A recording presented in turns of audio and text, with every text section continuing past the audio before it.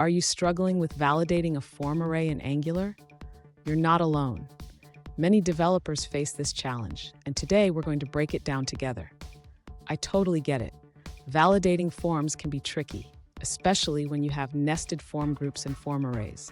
It can feel overwhelming, but don't worry, we will simplify it.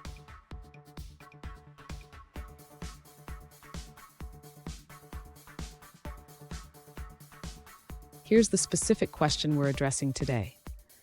A user asked how to validate a form array of content models within a parent form group. They want to ensure that certain rules are followed when adding or removing form groups. Sound familiar? Let's dive in.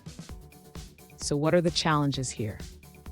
The user needs to validate that if any field in the content is filled, the form group should be added to the form array. Conversely, if none are filled, it should be removed. Plus, if the language matches the default language, it becomes required.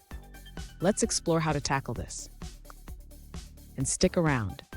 At the end of this video, I'll share a powerful tip on creating custom validators that can make your life a lot easier. To implement the desired validation logic, the user should start by creating a custom validator function. This function will check the conditions for each content in the form array. Next, the user should apply this custom validator to the content's form array. This will ensure that the validation logic is executed whenever the form array changes.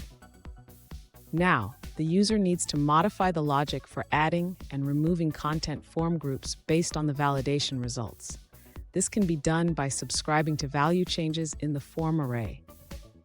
Finally, the user should ensure that the validation is triggered correctly when the user interacts with the form.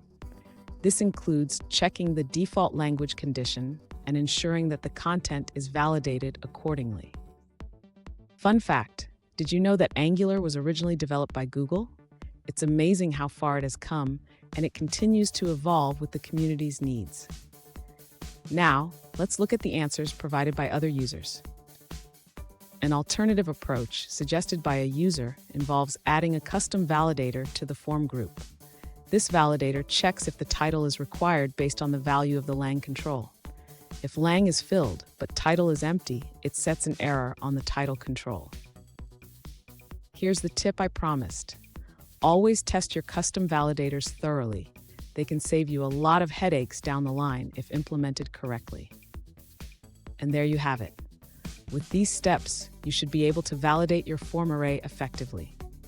If you found this video helpful, please subscribe for more tips and tricks on Angular development.